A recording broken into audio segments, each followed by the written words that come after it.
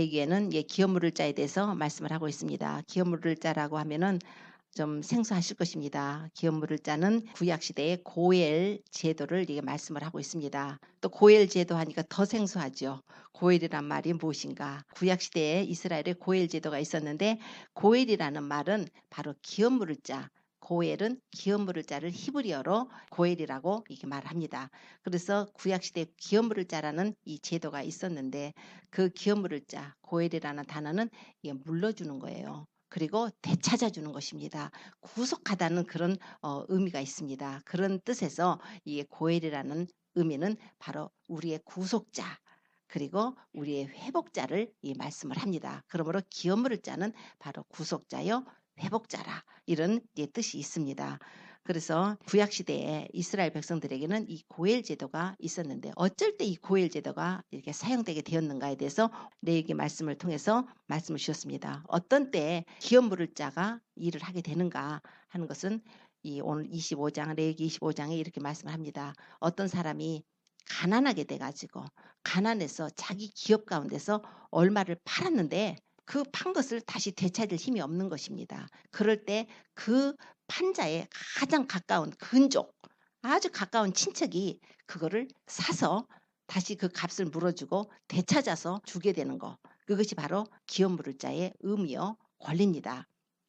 왜 이것이 정해졌냐면 이스라엘 민족들은 땅을 하나님께서 가나안을 들어가게 하셨을 때 각 지파별로 땅을 분배를 했습니다. 그래서 이게 르우본 지파요, 이제 시몬 지파요, 이렇게 쭉 해서 이런 12지파를 땅을 분배를 했기 때문에 이 땅이 딱 그 지파 소속이 돼야 됩니다. 그런데 이쪽 사람이 땅을 팔았습니다. 외지 사람이 와서 땅을 샀습니다. 그럼 외지인들이 그 땅에 들어와서 사는 것이에요. 그렇기 때문에 하나님께서 그러지 않도록 그 지파에 속한 그 땅을 지키게 하기 위해서 누가 너희 가운데서 가난해 가지고 그 땅을 얼마를 팔았으면 너희 가운데서 가장 그 가까운 친척이 그 땅값을 물어주고 사서 그 사람에게 돌려주라는 것입니다. 그런 제도가 바로 이 고엘 제도고 기업 무르기 제도예요. 뿐만 아니라 어떤 사람이 가난했어요. 빚을 졌습니다.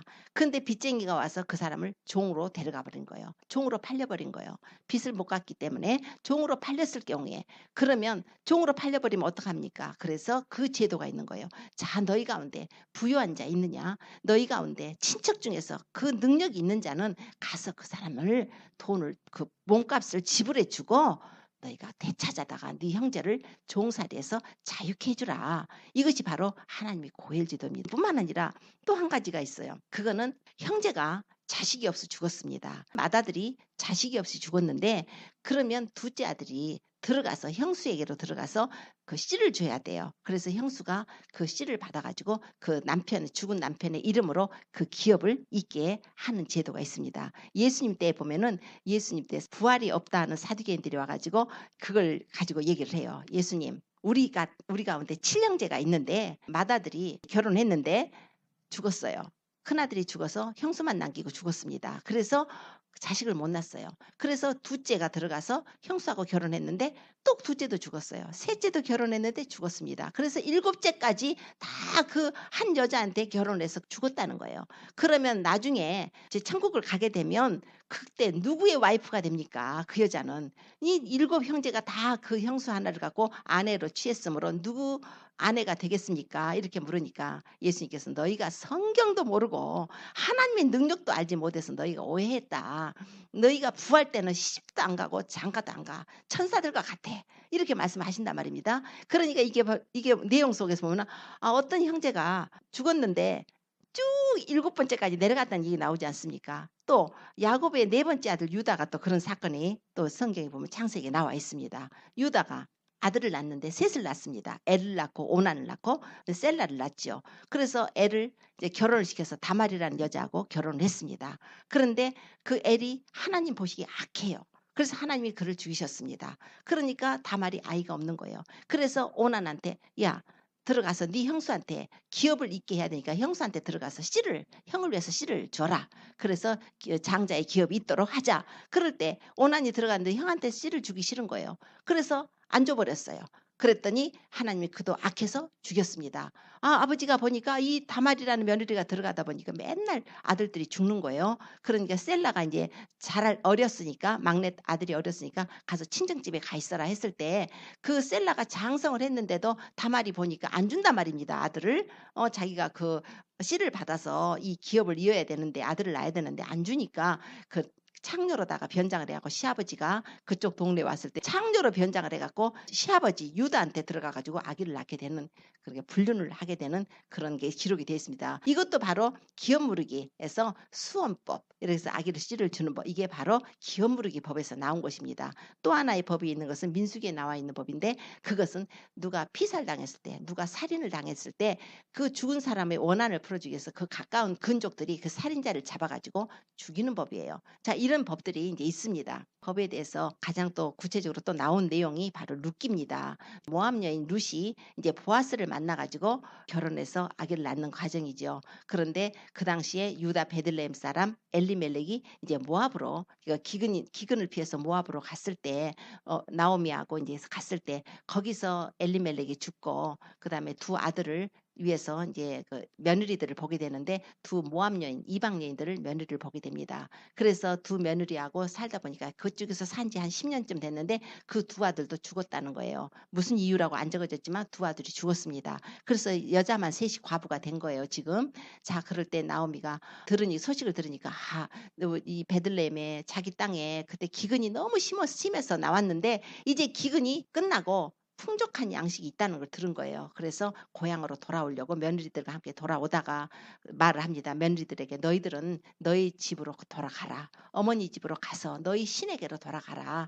그랬을 때 그 둘째 며느리 오르바는 그 시어머니 말을 듣고 떠납니다. 그래서 새 남편을 만나서 살겠다고 떠나고 그렇지만 큰아들 며느리 룻은 이 어머니 나로 어머니를 떠나라 하지 마십시오. 어머니 따르지 말고 돌아가라 강권하지 마십시오. 어머니 가시는 곳에 나도 가고 어머니 유숙하는 곳에 나도 유숙하고 어머니의 백성이 내 백성이 되고 어머니의 하나님이 나의 하나님이 될 것입니다.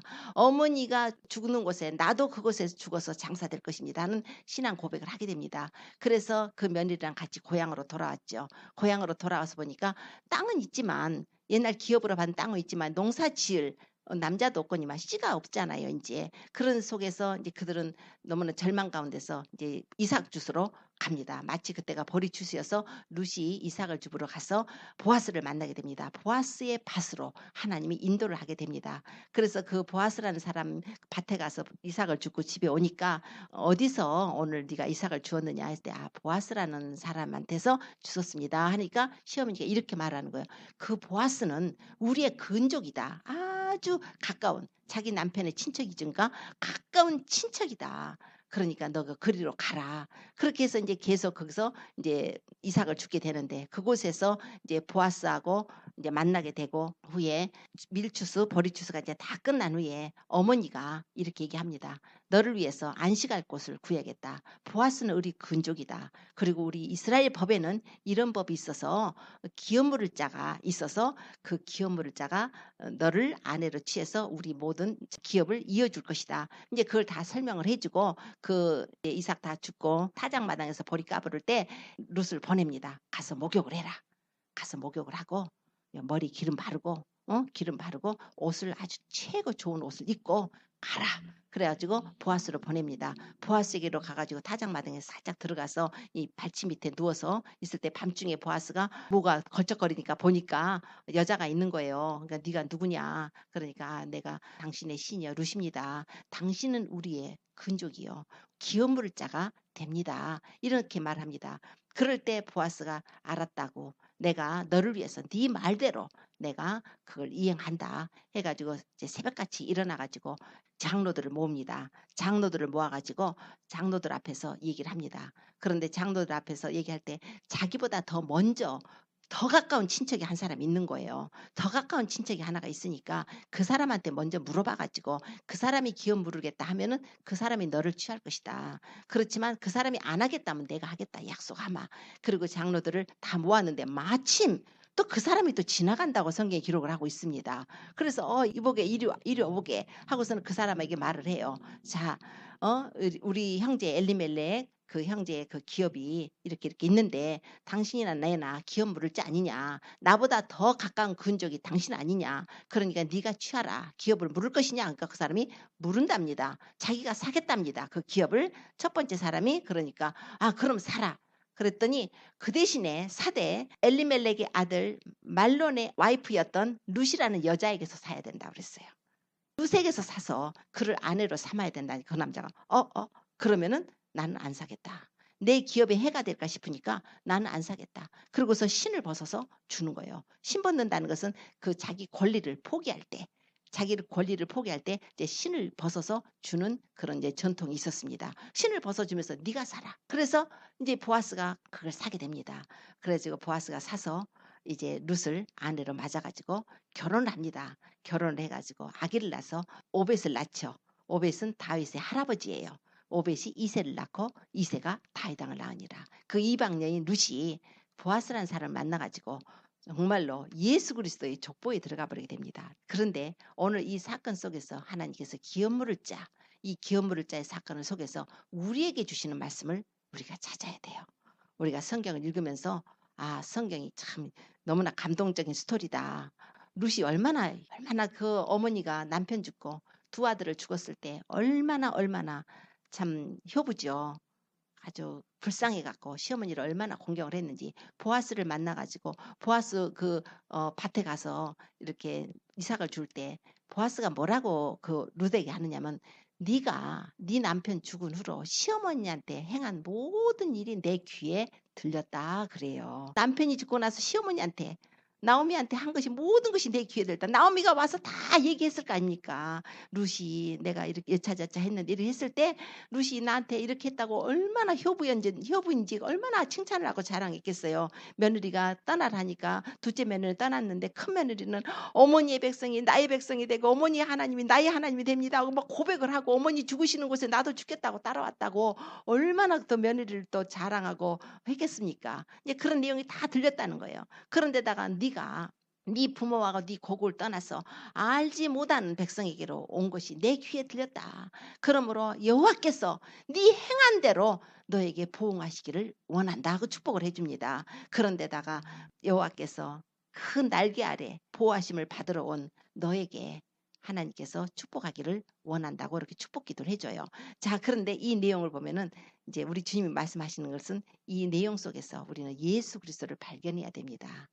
예수 그리스도. 요한복음 5장 39절에 보면은 너희가 성경에서 영생을 얻는 줄 알고 성경을 상고하지 마. 이 성경이 나에 대해서 증거하는 것이라 하셨습니다. 그리고 예수님이 또 말씀하시기를 내가 너희에게 이른 말은 영이요 생명이라고 그러셨어요. 우리 하나님께서 우리에게 주신 이 말씀은 우리가 영적인 뜻을 먼저 받아야 됩니다. 이 안에 육적인 것도 있어요. 그래서 우리가 축복, 이 땅에서 축복도 있습니다. 이 땅에서 하나님이 우리가 어떻게 살면 우리에게 어떤 축복을 주신가도 있습니다. 그러나 또 영적인 복, 그것을 먼저 찾아야 돼요. 왜냐하면 하나님은 영이시기 때문에 영이신 하나님이 우리의 성령을 주셔서 우리의 영을 살려주셔서 우리가 영으로 하나님과 교통하고 있는 것입니다. 오늘 이 자리에 성령을 받지 못하고 앉아서 육의 생각을 하고 있다면 하나님 말씀 받을 수가 없어요. 그냥 땅의 것만 생각합니다. 보아스가 와서 룻을 결혼했지 이 땅의 것만 생각하는 거예요. 그러나 그 속에서 하나님께서 계시하시는 뜻은 이 보아스가 누군지 아느냐? 이 보아스가 바로 예수 그리스도의 예표로 나타난 사람이다. 보아스. 예수 그리스도를 이 안에서 발견할 수가 있어야 됩니다. 보아스는 바로 이스라엘 그 당시에 기업 무르기 법에 의해서 룻의 기업 물을 자 고엘이 되었지만은 우리는 우리의 고엘이 있어요. 우리의 고엘이 누구시냐면 바로 예수 그리스도십니다. 구속자예요. 값을 주고 산 거예요. 보아스가 이 룻을 취했을 때 장로들 앞에서 10명의 장로들 앞에서 내가 오늘날 이 엘리멜렉의 모든 기업을 소유를 내가 샀다는 거예요. 그걸 룻도 샀다는 거야. 룻도 사서 내 와이프로 내 부인으로 아내로 삼은 것을 오늘날 너희가 그것의 증인이라고 합니다. 산 거예요. 값을 안 주고 살 수가 어디 있습니까? 공짜로 누가 줍니까? 그 땅이니 뭐니 전토니 뭐 누가 줍니까? 다만 보아스가 산 거예요. 사서 그 집안의 기업을 이루게 해서 아기를 낳아서 나옴에게 안겨주게 되는 내용이 바로 룻기에 있지 않습니까? 우리 주님께서 우리의 구속자, 우리의 고엘이신 것을 오늘 말씀을 합니다. 그러면 고엘이 되기 위해서는 어떤 사람이 고엘이 되는가? 그 자격이 있어요. 자격이 있는데 그 기업을 물을 수 있는 자격이 있는 자는 친척이라 해야 돼요. 먼 친척 말고 가까운 친척. 그러니까 보아스가 친척인데 가까운 친척인데 자기보다 더 가까운 친척이 있었다는 거예요. 더 가까운 친척이 있었기 때문에 그 사람이 만약에 기업을 물으겠다면 그 사람이 할 것이고 안 한다면 내가 하겠다. 나는 두 번째라고 한 것입니다. 자, 그러므로 기업이 물을 자의 조건은 친척이라 해야 돼요. 가까운 근조. 그다음에 자원해야 돼요. 좋아해야 됩니다. 내가 하겠다. 내가 해주겠다. 그래야 되지 않겠어요? 아까 그 첫 번째 사람은 처음에는 그 소유만 사라니까 오케이 하더니 룻까지 사고 룻을 네 아내로 삼으라니까 내 기업에 손해가 있을까 싶어서 하지 못하겠다. 이미 다른 아내가 있거나 그런 아내가 있을 수가 있으니까 자기 와이프로 삼기 싫은 거죠. 그런 일도 있겠죠. 자, 아무튼 그 사람은 살 수가 없어요. 원하지 않아요. 그래서 신을 벗어주고 자기 권리를 포기해버린 것입니다. 그러므로 기업을 물을 수 있는 자의 자격은 반드시 가까운 근족이면서 자기가 원해야 돼요. 원하고 그 다음에는 능력이 있어야 됩니다. 우리 룻기 읽어다 보면은 보아스라는 사람이 굉장히 아주 유력한 자라는 거예요. 아주 great wealth라고 표현이 돼 있어요. 굉장한 부자고 세력가입니다. 그러니까 능력이 있는 거예요. 이 엘리멜렉의 소유를 다 사고도 남을 그런 능력이 있는 것입니다. 자기 집도 빚더미 안 졌고 자기 집도 지지공상하는데 남의 것을 어떻게 살 수가 있습니까? 그러니까 능력이 있어야 되는 거예요. 자, 이 세 가지 조건이 갖춰져야 됩니다. 그러면 왜 예수님이 우리의 고엘이신가? 하나님께서 처음에 이 땅을 창조를 하셨습니다. 이 땅을 창조하시고 6일 동안의 말씀으로 창조하시고 여섯째 날에 사람을 지으시고 하나님께서 사람에게 이 땅을 다스리고 지키라고 명하셨습니다. 사람은 우리 처음 사람 아담뿐만 아니라 우리 사람은 이 땅을 다스리고 지킬 왕 같은 존재로 하나님이 지어 주셨습니다. 그런데 아담이 하와가 이제 마귀의 이제 옛뱀 마귀의 유혹을 받아서 하나님 먹지 말라는 선악과를 먹고 그 하와가 범죄해서 남편에게도 주게 되고 범죄하게 되고 그러므로서 불순종하게 돼서 이제 하나님께 죄를 짓지 않습니까? 그럴 때 이 그 당시 아담하고 지금 하와 앞에 있었던 자가 옛뱀이 누구냐 마귀였어요. 마귀죠. 그런데 마귀가 지금 유혹이라는 무기를 사용해서 지금 그들에게 유혹을 다가왔는데 져버렸단 말입니다. 베드로후서 2장 19절에는 누구든지 진자는 이긴 자의 종이라고 그랬어요. 전쟁인데 죽고 죽이는 전쟁인데 누가 졌습니다. 그러면 이긴 자의 종이 된다는 거예요. 다윗 시대에 골리앗 보세요. 골리앗하고 다윗하고 싸울 때 골리앗이 뭐라고 그러냐면 야 내가 블레셋 대표로 내가 쓸 테니까 이스라엘도 대표 한 명 나와. 그래서 다 싸울 거 없다. 우리 같이 1대1로 붙자. 1대1로 붙어서 너희가 누가 나를 죽이면 우리가 너희 종이 되고 네가 죽으면 너희는 우리 종이 된다. 1대1을 싸우자는 거예요. 그러니까 1대1이 싸웠지만은 그 블레셋 대표고 이스라엘 대표예요. 그래서 다윗하고 골리앗이 싸우게 됐을 때 다윗이 골리앗을 이겨버리지 않았습니까? 그래서 완전히 블레셋을 종으로 삼아버리는 거예요. 이겨버렸으니까 그것이 바로 대표의 원리예요. 아담과 하와는 정말 인류의 대표죠. 특히 아담은 인류의 대표죠. 하와는 이제 그 부인이니까. 그런데 아담이 부인의 말을 듣고 먹지 말라 선악과를 먹어버린 것이에요. 그러니까 마귀하고 영적 전쟁에서 아담이 져버린 것입니다. 졌으면 종이라는 거 슬레이브예요. 슬레이브가 되면은 누구 종이면은 종은 소유권을 잃어버리는 거예요. 그 주인이 그 사람의 소유를 받는 것입니다. 하나님께서 아담에게 이 땅을 다스리고 지켜라 왕으로다가 지키라고 택해요 다 하라고 하셨는데 못 지킨 거예요. 그것이 소유가 넘어가 버린 것입니다. 불법으로 마귀가 불법이죠. 하나님은 아담에게 주신 것입니다. 아담은 죄를 져서 죄에 팔려가지고 뺏겨버린 거예요.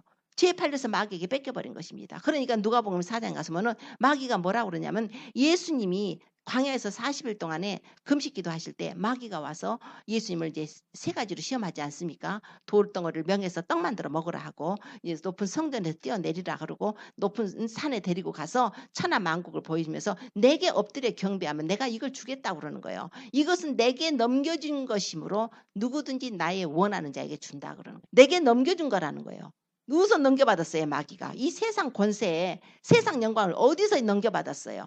그런데 넘겨줬다는데 예수님이 야 거짓말하지 마라. 이걸 누가 너한테 넘겨줬냐 이렇게 안 하셨단 말입니다. 예수님이 아무 말씀 안 하셨어요. 다만 너희 하나님께만 경배하고 그를 섬기라고 해서 말씀으로 다 물리치실 것뿐이에요. 마귀가 아담으로부터 받은 거예요. 불법적으로 뺏은 거예요. 아담하고 영적 전쟁에서 아담이 진 것입니다. 우리 예수님께서 요한복음 8장 34절에 누구든지 죄를 범하면 죄의 종이라. 누구든지 죄를 범하면 그 죄가 그 사람을 종 삼아 버린다는 거예요. 그래서 요한일서에도 보면 또 말씀을 해요. 그 죄를 짓는 자마다 불법을 행하나니 죄는 불법이에요. 죄를 짓는 자는 마귀에게 속한다고 그랬어요. 죄를 짓잖아요. 그 사람 마귀에 속한 거예요.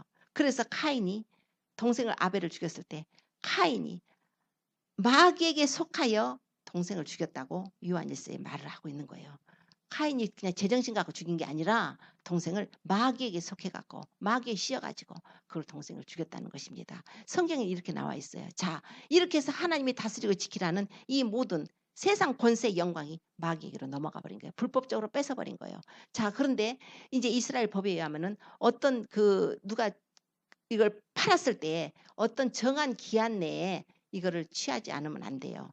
그래서 정한 기한 내가 안 되면 희년이 돼서 이제 돌아가는 것도 있지만 또는 성내에 어떤 가옥이나 이런 걸 팔았을 때는 1년 정도의 기한을 줘가지고 그 1년 내에 팔지 못하면 영원히 그 사람 것이 돼버린 것입니다. 그러니까 이 땅도 마찬가지. 이 마귀에게 아담이 죄로 인해서 팔아버렸는데 죄로 인해서 팔려버린 이 땅을 우리 하나님께서 물어야 돼요. 누군가가 값을 치르고 물어줘서 값을 지불하고 이 땅을 다시 되찾아주기 위해서는 우리의 고엘이 필요하다는 것입니다. 그래서 예수님께서 이 땅에 오신 목적이 바로 이 땅을 회복시키시는 거예요. 이 땅을 원주인은 이 땅의 원주인은 물론 하나님이셔요. 그래서 본문에 보면은 너희는 이 땅을 팔지 말라고 그랬어요. 이 땅은 모든 것은 하나님 것이에요. 그래서 너희는 절대 땅을 팔지 말라고 그랬어요. 땅은 하나님 것이니까. 그런데 아담이 팔았지 않습니까? 죄에 팔려버린 거예요. 억지로 뺏겨버린 것입니다. 그럴 때 그 값을 주고 치러서 그 기업을 물기 위해서 예수님이 오신 것이에요. 예수님이 오시는데 예수님이 오시려면 예수님이 우리의 친족이 돼야 돼요. 고엘의 그 조건이 세 가지라고 그랬잖아요. 고엘의 조건이 우리의 가까운 친족이라 돼요. 근데 예수님이 어떻게 우리 친척이 될 수가 있습니까? 예수님은 창조주 하나님이시잖아요. 예수님은 영이시지 않습니까? 우리는 육체가 있는 몸이고 그런데 어떻게 예수님이 우리에게 오실 수가 있습니까? 그래서 예수님이 오실 수가 없는 거예요. 하나님께서는 고엘이 돼줄 수가 없는 것입니다. 왜냐하면 하나님 영이시고 우리는 육체이니까. 그렇다고 하늘에서는 없죠. 땅에서는 이 모든 인간은 다 죄인들이기 때문에 누군가가 우리를 죄 없는 인간이 와서 우리를 죄를 대신 담당해 줄 어떤 사람이 있어야 되는데 이 땅의 모든 후손은 아담의 후손이기 때문에 아무도 없는 것입니다. 자, 땅 밑에를 보면은 마귀하고 귀신만 득실거리는데 누가 우리를 위해서 갚아줍니까? 마귀는 유혹해서 죄짓게 해서 우리를 지옥으로 끌고 가려는 건데 그러기 때문에 하나님이 그 아들을 보내신 걸 때 육체로 오신 것이에요. 우리의 친척이 우리의 근족이 되어주시기 위해서 하나님이 육체를 입고 오실 수밖에 없는 것입니다. 우리 인간이 지은 죄를 용서받기 위해서 우리 지은 우리 죄값은 죽음이에요. 이 땅도 물론 이 세상의 토지도 하나님이 기업 물을 자로 이렇게 구원하셔야겠지만 우리 살고 있는 우리도 마찬가지로 우리를 구원하셔야 되지 않습니까? 우리를 구원하시기 위해서 예수님께서 오실 때 그냥 오실 수가 없어요. 예수님이 영이신 하나님이 그냥 오셔서 내가 죽겠다 할 수 없어요. 예수님은 피가 없으시니까 영이시니까 그러기 때문에 성령으로 동정녀 마리를 통해서 성령으로 잉태해서 예수님이 육신을 입고 오셔서 우리 죄를 담당하실 우리의 가까운 근족으로 오실 그 조건을 갖추기 위해서 그렇게 오신 것입니다. 그리고 예수님은 원하셨어요. 아까 그 신버서 준 사람 안 원했잖아요. 기업을 안 물어주겠다잖아요. 그런데 우리 죄빚을 갚아주시기를 원하셨습니다. 예수님께서는 우리의 죄빚을 갚아서 우리를 용서해 주기를 원하셨어요. 그래서 주님께서 말씀하시기를 아버지께서 나를 사랑하시는 것은 내가 다시 목숨을 얻기 위해서 내 목숨을 버림이라. 이것을 누가 내게서 빼앗는 자가 있는 것이 아니라 내가 스스로 버리노라.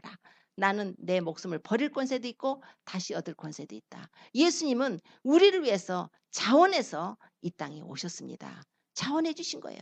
그런데다가 예수님은 그 자원하신 데다가 능력이 있어야 됩니다. 우리의 죄를 담당하셔서 우리 죄빚을 담당하려면 우리 대신 누군가가 죽어야 돼요. 이 땅의 사람은 죽으면은 끝나버리지. 다시 살아날 수가 없는 거예요. 그리고 이 땅의 모든 사람은 다 죄인이기 때문에 아무도 우리 죄를 대신 담당할 수도 없거니와 우리의 죄를 담당하려면 죄값을 갚아주고 살아나야 돼요. 그러면 예수님께서 이제 죄값을 갚아주기 위해서 주님이 오셨는데 만약에 예수님이 오셔서 십자가에 이제 죽으셨는데 아직도 무덤에 계시는 거예요. 아직도 무덤에 계셔 갖고 예수님이 우리 죄를 담당하셔 십자가에 죽으셨는데요. 아 이분이 바로 예수님이신데 예수님 무덤이라고. 여기에 지금 그분의 해골이 있다고. 그런다면 우리 죄는 하나도 용서받지 못하는 거예요. 아직도 "예수님 뭐 하세요? 그 속에서 지금 예수님 뭐 하세요?" 그러면 "내가 너희 죄를 아직도 갚고 있다." 아직 다 못 갚으셨어요. "아 그래 아직도 죽어 있잖아. 못 갚았잖아. 내가 죽어 있잖아. 너희들이 죽어야 될 자리에 내가 지금 죽어 있는데 아직 내가 능력이 없어서 못 살아났다. 아직 무덤 속에 있다." 그러면 우리는 다 지옥행입니다. 우리 죄를 갚아줘야 돼요. 우리 죄는 죽음이기 때문에 이 죽음으로서 완전히 갚아버리고 예수님이 살아나셔야 되는 것이에요. 살아나셔야 그 죄가 청산이 되는 것입니다. 어떤 사람이 10,000불이 빚졌어요. 10,000불이 빚졌는데 어떤 사람이 9,900불을 갖고 있습니다. 9,900불을 갖고 있으면 아직도 지금 100불 못 갚았잖아요. 100불 못 갚았으면 그건 못 갚은 거예요. 그러나 우리 주님은 훨씬 정말 죽음을 이기시고 부활하실 능력으로 이 세상에 오셔서 우리 죄값을 갚으시고 얼마 동안에 갚으시냐? 3일 만에 갚으셨어요. 우리가 죽어야 되는 그 자리에 예수님이 오셔서 우리 죄를 담당을 3일 만에 갚으셔 버린 거예요. 3일 만에 갚으시고 부활하신 것입니다. 예수님께서 부활하셔서 승천하시고 하나님 보좌 우편에 계시고 이제 예수님께서 성령을 보내셔서 이제 빚을 갚았다. 너희들 죄빚 갚았으니까 너희들이 이제는 마귀의 종 아니야. 우리가 마귀 종입니까? 아니에요.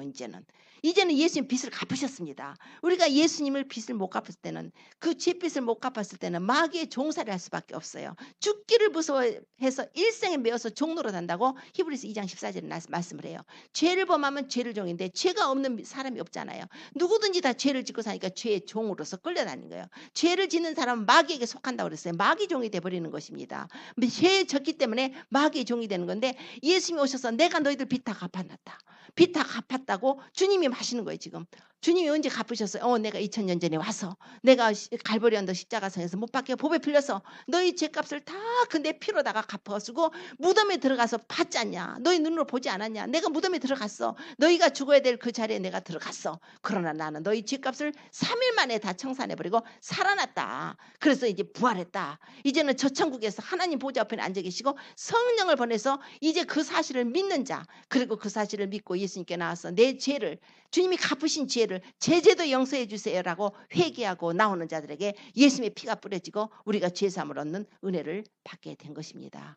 오늘 하나님께서 그러한 은혜를 우리에게 주신 것이에요. 우리가 그런 은혜를 받고 산다면 예수님께서 이런 은혜로 다 우리에게 베풀어 주셨다면 우리가 그럼 보아스가 만약 룻이 게으르고 룻이 전혀 어머니 시어머니도 그냥 될 대로 되라 하고 그냥 별로 아니었으면 뭐가 좋다고 남의 부인 데려다가 결혼하고 하겠어요? 뭐로 그 짐을 맡겠습니까? 그러나 그 본 거예요. 룻을 본 거예요. 보았을 때 네가 네 남편 죽고 나서 네 시어머니한테 한 걸 다 봤다는 거예요. 다 봤고 그동안에 그냥 시어머니 위해서 봉양하기 위해서 그냥 이삭 죽고 다니고 이삭 죽고 먹을 건 먹고 남은 거 있으면 시어머니한테 그냥 갖다가 남겨서 조금 이렇게 모아놨다가 시어머니 갖다 주고 얼마나 어머니한테 그렇게 잘하는지 뿐만 아니라 정말 하나님을 경외하는 믿음을 가지고 있잖아요. 어머니의 백성이 나의 백성. 어머니 하나님 나의 하나님.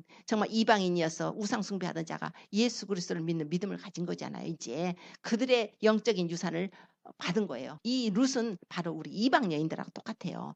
이 나오미는 이스라엘이라면 우리는 이방 여자들이잖아요. 이방 사람들이지 않습니까? 그래서 우리는 이방 사람들이 하나님 믿어가지고 예수님 믿어서 구원받게 되는 그리스도의 교회를 의미하고 있습니다. 그래서 우리 교회를 말하자면 보아스가 우리 교회를 신부로 삼는 내용이지 않습니까? 보아스는 예수님이시면 예수님은 우리 교회를 신부로 삼으시는 거예요. 그럴 때 그 신부로 나갈 때 그 나오미가 뭐라고 그러냐면 가서 목욕해라.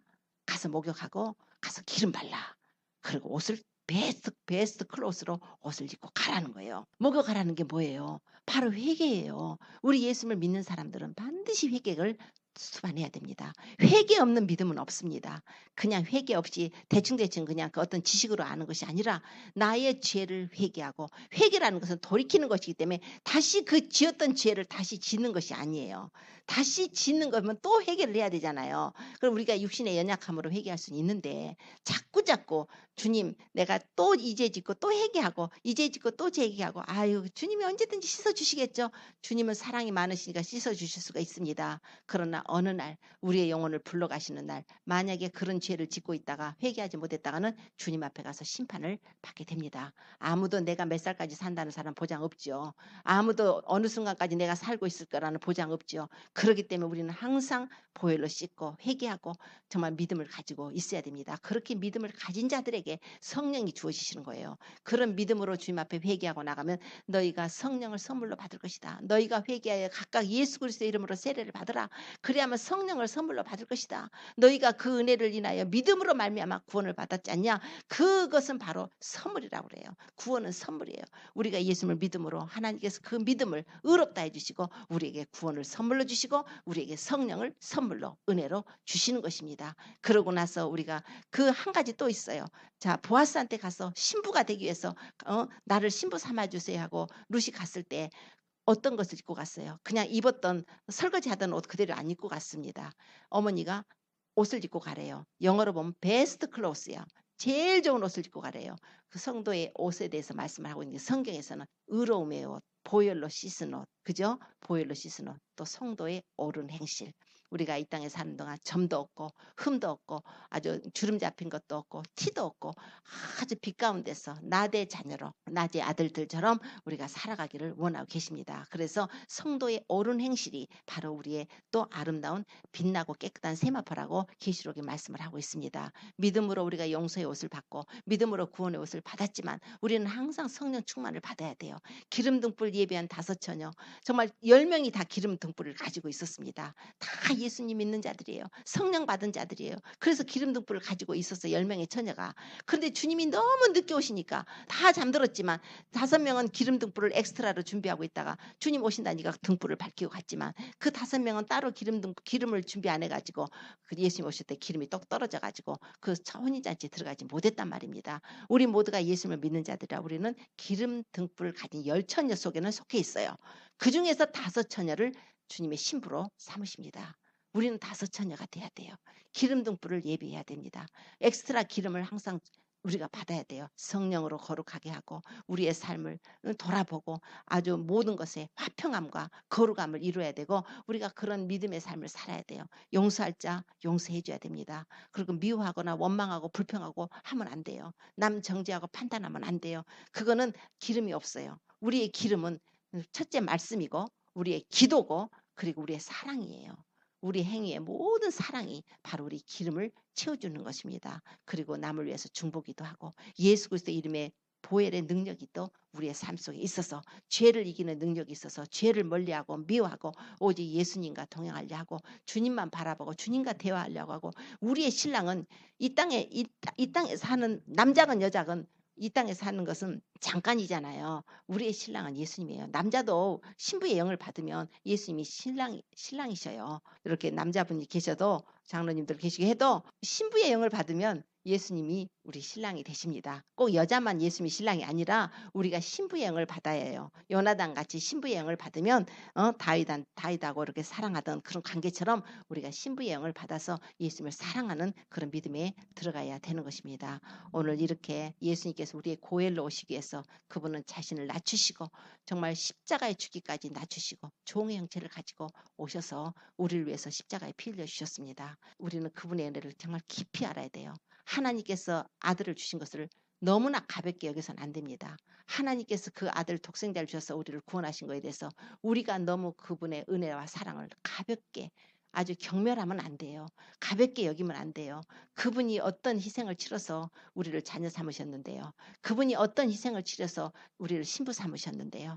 우리는 감사함으로 그분에 들어가고 찬송함으로 그 궁정에 들어간다 하지 않습니까? 우리는 감사함으로 우리가 하나님께를 나가야 됩니다. 어떤 자들인데요. 정말 버림받아도 마땅하고 아무 쓸모도 없는 우리를 주님이 사랑하셔서 자녀를 삼으신 것입니다. 우리는 여기서 영원히 살 자 아니에요. 우리는 정말 주님 앞에 가서 그 황금길을 주님과 함께 데이트하면서 주님의 왕비로 주님의 신부로 그 아름다운 곳에서 정말 생명나무 과일 따먹고 생명수 마시며 영원히 그분의 집에서 살아요. 이 땅의 삶이 얼마나 힘들고 어렵습니까? 얼마나 고통스럽습니까? 마음이. 그러나 조금만 더 참으십시오. 우리 주님이 오시면 이 땅에서 한 모든 수고를 사랑의 헌신을 다 주님께서는 보고 계시고 갚아주십니다. 힘을 내시고 용기를 내십시오. 끝까지 우리가 승리하십시다. 끝까지요. 우리가 다 왔어요. 이제 거의 다 왔습니다. 끝까지 믿음으로 승리해서 주님을 기쁘시게 하는 믿음의 자녀들이 되시기를 예수 이름으로 축원합니다. 기도드리겠습니다.